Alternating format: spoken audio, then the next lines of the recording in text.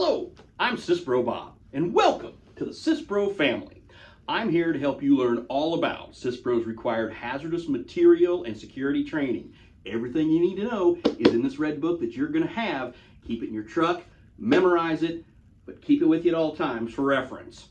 Now, this is mandatory and required by the Department of Transportation when drivers are initially hired, and we have to update it every 3 years, so this isn't the last you're going to see of me. This training takes care of federal regulations, parts HM126F and HM232, which are 1. General awareness training, familiarization of hazardous materials and general training about them. 2. Safety training, making sure you know what safety procedures to follow when picking up or handling hazardous materials. 3. Function-specific training, training on the particular materials and substances transported by our companies. 4. Driver training, understanding how to safely transport hazardous materials while you're on the road. And 5. Security training, a separate component that now addresses personal security, facility security, and en route security. Now you've got a whole bunch of paperwork to go with this video. Look those papers over. They include 1. A sample hazardous material bill of lading that includes hazardous material required entries. 2. Excerpts from the Emergency Response Guidebook that correlate to the first entry on the hazardous material bill of lading. 3. A load and segregation chart. And 4. The company's security awareness training information.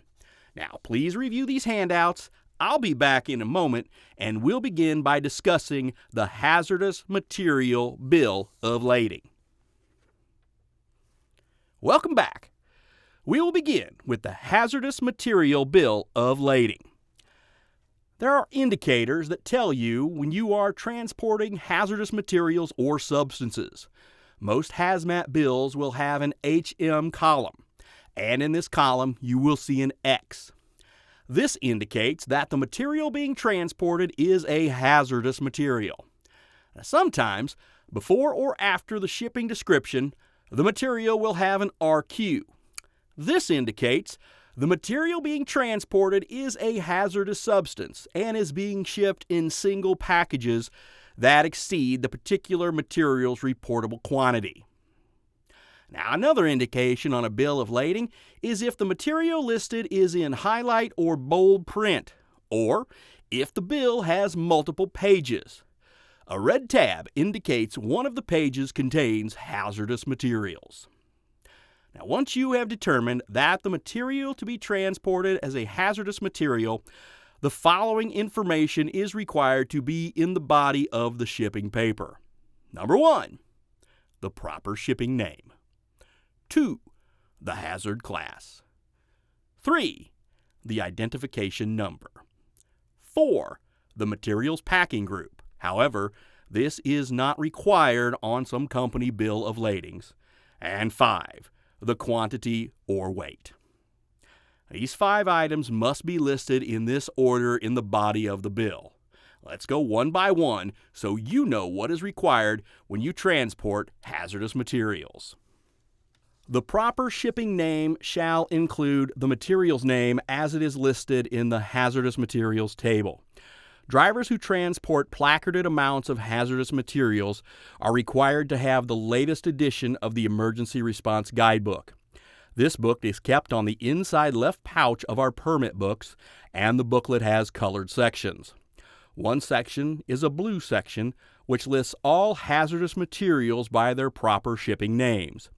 If you look in that section and look up battery fluid, acid, ID number 2796, you will see that is properly listed on the sample bill of lading. One of the handouts with this audio has copies of sheets from the Emergency Response Guidebook. These sheets correlate to the first entry of your bill of lading. If you look at that page, they're labeled blue. Look for paints and related materials ID 1263. However, If you look closely at the entry, you will see that the correct proper shipping name should be paint-related material and not paints and related shipment, so we can determine if the entry is correct or not. In this case, this is not an acceptable proper shipping name and should not be accepted. Next on the bill of lading's proper shipping description is the hazard class. This number should correlate to one of the classes and/or subdivisions that are listed on the load and segregation chart. This class and subdivision should also match the markings and labeling that are put on the packages themselves. Whenever you block or brace your hazardous material shipment, you should look and see if the markings on the packages are the same hazard class as what is listed on the bill of lading. The hazard class should also match the number on the bottom of the placard. In any situation where this does not match, please contact Sisbro Safety so we can resolve the issue. Third, in the proper description is the materials identification number.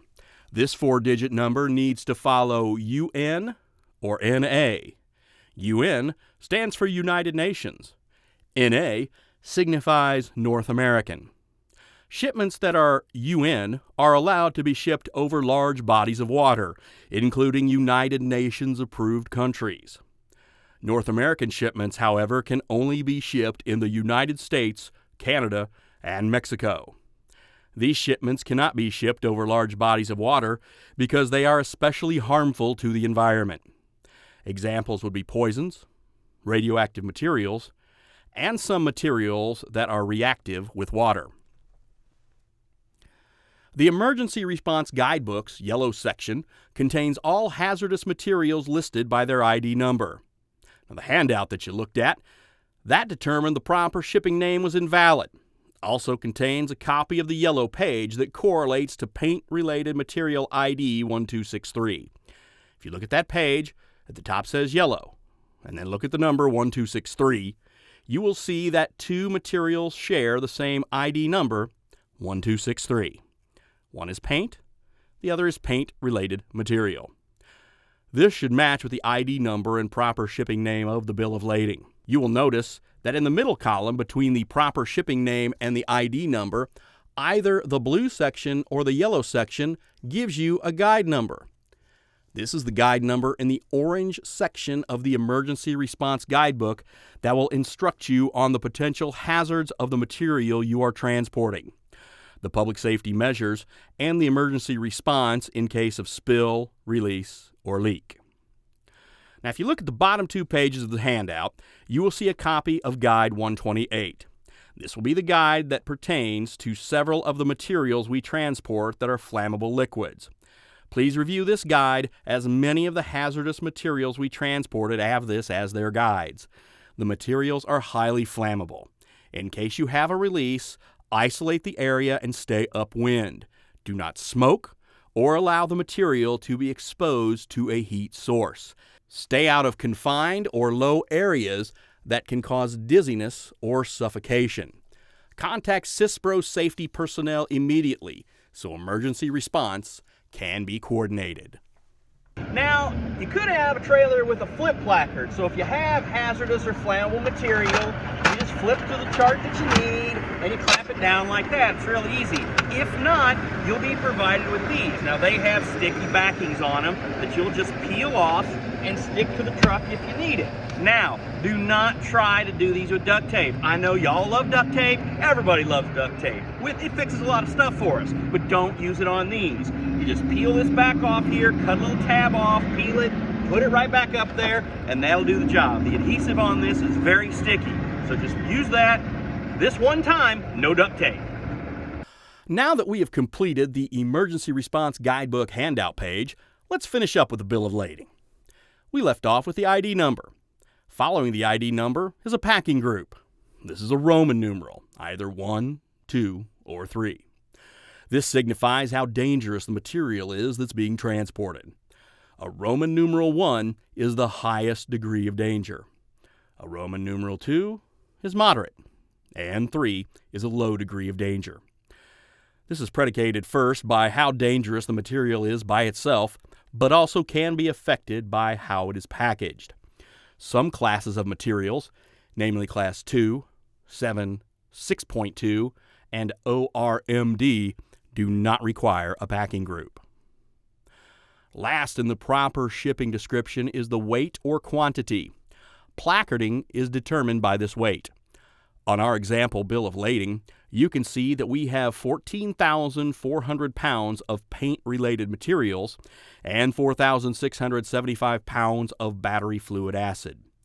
If you look at the load and segregation chart, you will see the third column from the left lists the placarding weight for each of the hazard classes.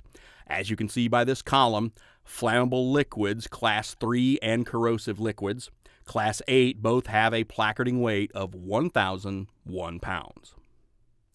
The final two items of discussion on the bill of lading are the emergency response telephone number and the shipper certification. The emergency response telephone number must be provided with the bill of lading or shipping papers. This would be a contact with someone or some organization that is knowledgeable about the product being transported and its emergency response. The shipper certification is a statement that is required to be on all bill of ladings. The signed certification states that the shipper has properly classified, described, packaged, marked, and labeled. They're all in proper condition for transportation according to the applicable regulations of the Department of Transportation.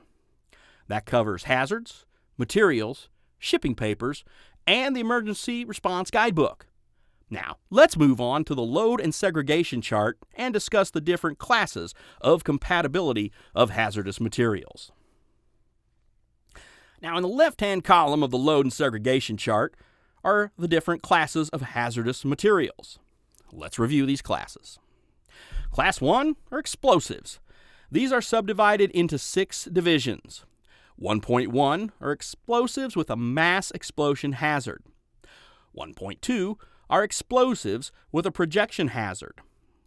1.3 are explosives within a predominantly a fire hazard.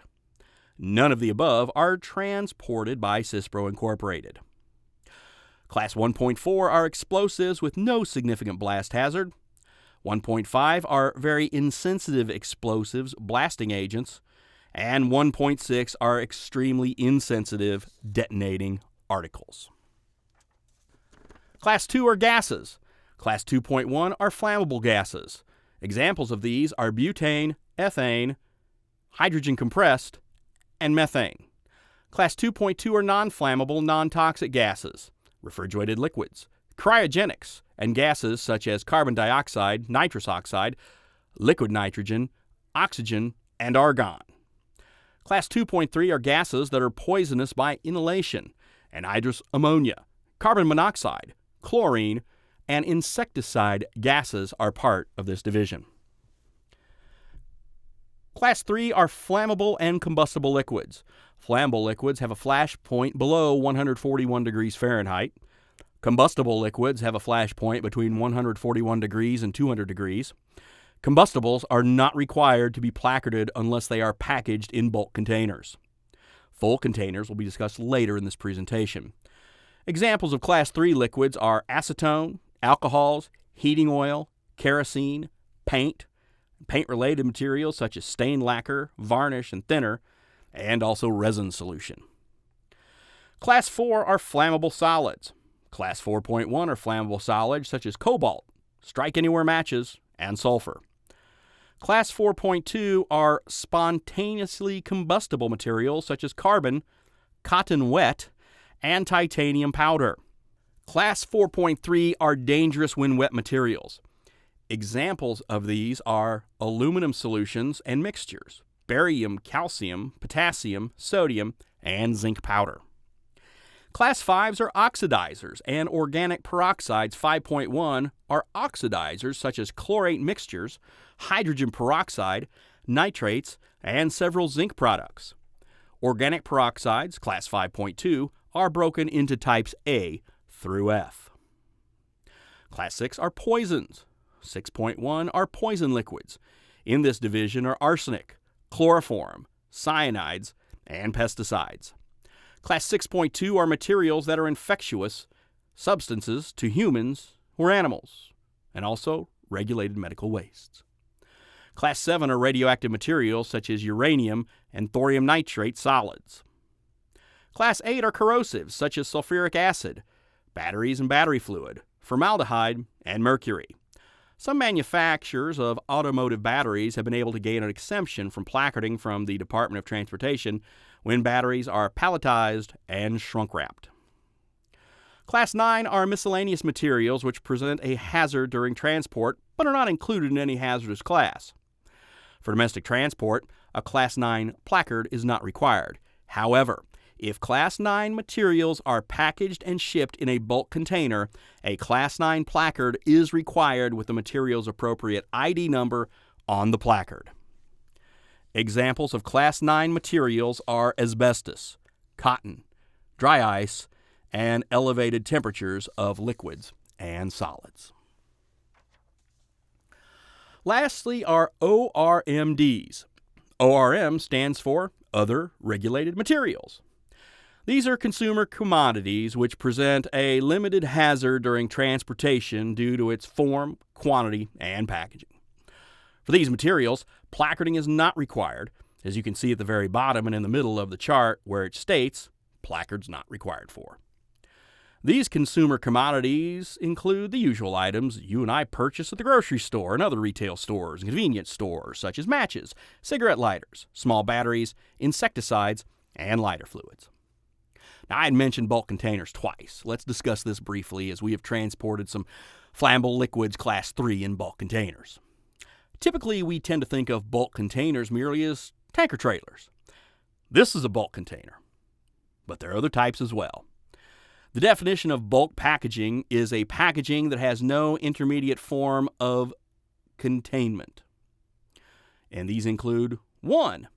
A maximum capacity greater than 119 gallons for a liquid, or 2. A maximum net mass greater than 882 pounds or a maximum capacity greater than 119 gallons as a receptacle for a solid, or 3. A water capacity greater than 1,000 pounds as a receptacle for gas. We have transported some Class 3 flammable liquids in 150-gallon totes. Obviously, this is above the 119-gallon capacity for liquid. Therefore, it is considered a bulk packaging. Whenever you transport hazardous materials in a bulk container, the placards will be required to have the ID number of the material being transported on the placards. The shipper will be required to give you these placards, and you should have them fixed on the front, back, and both sides of the trailer to a clean and dry area not within 3 inches of any logo, marking, lettering, or numbering.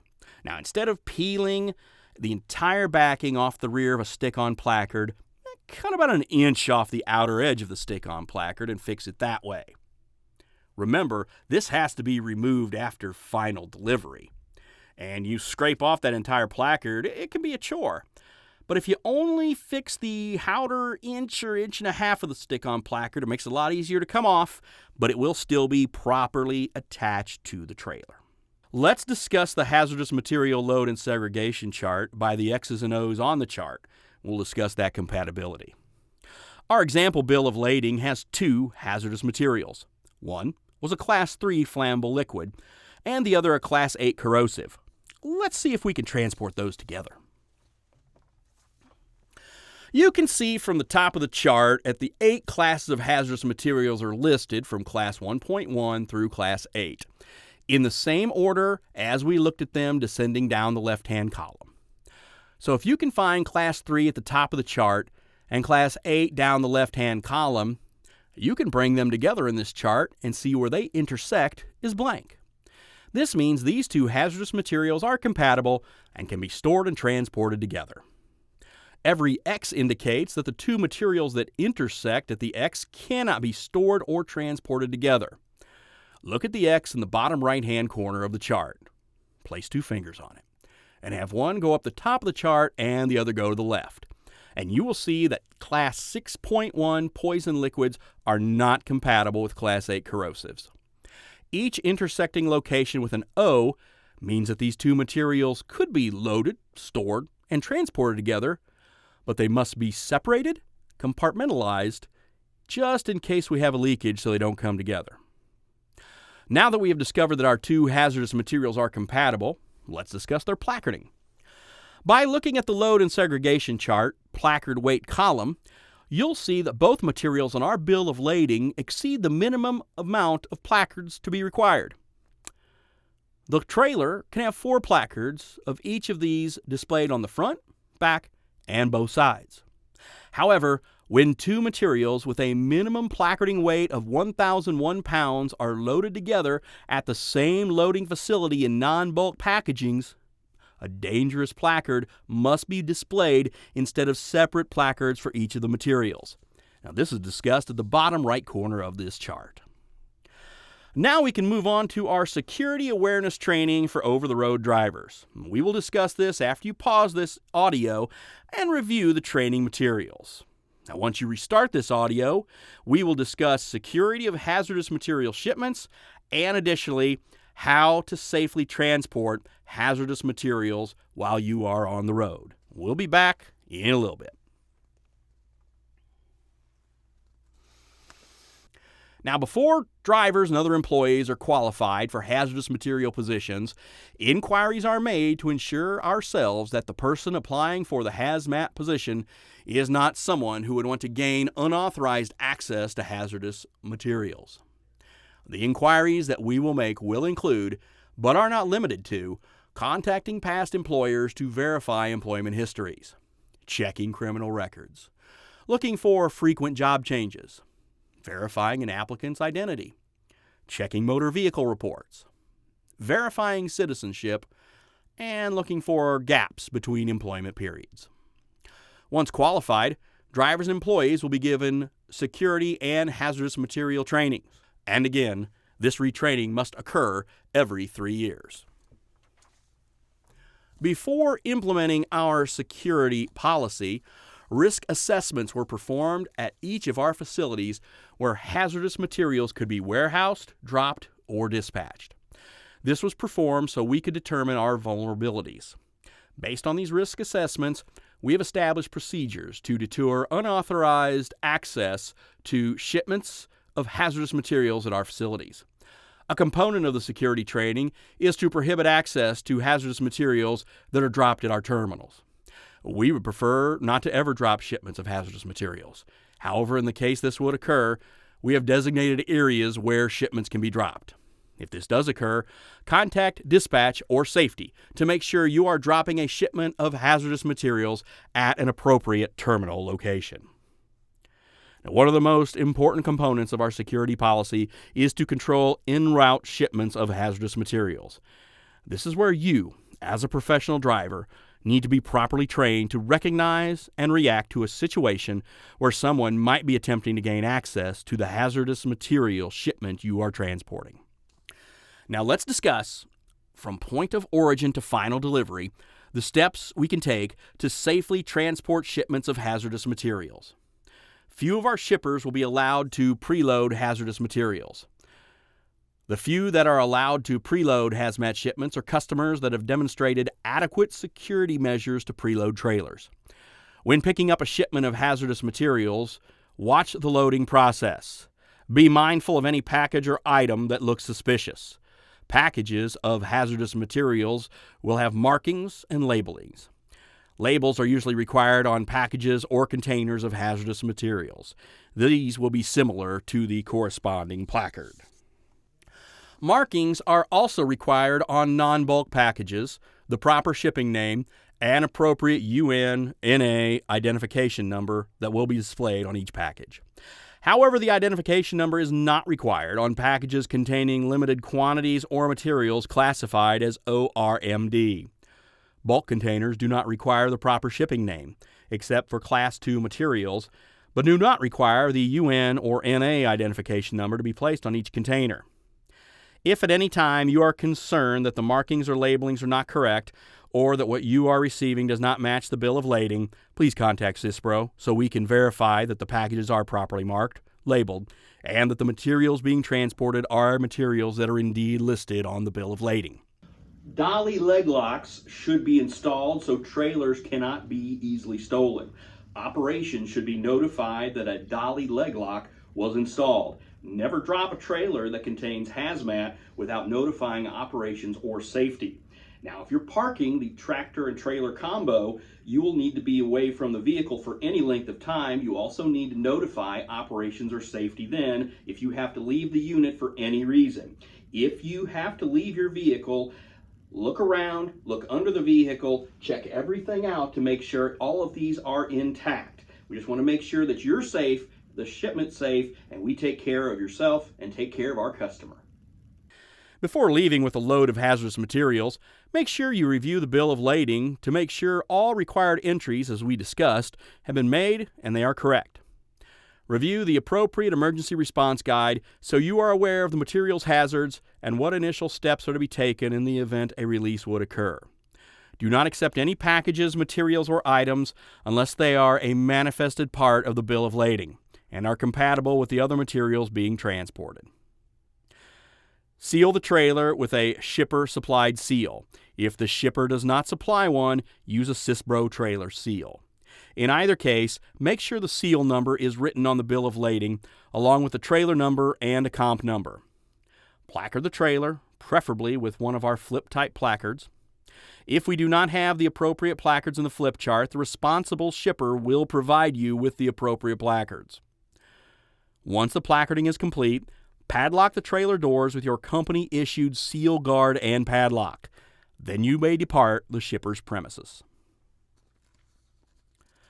Drivers transporting hazardous materials should pre-plan their route to avoid highly populated areas.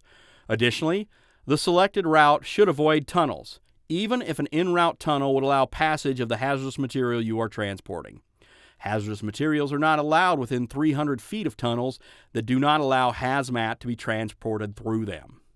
A well-planned trip should also take into consideration the necessary stops for food, fuel, and rest.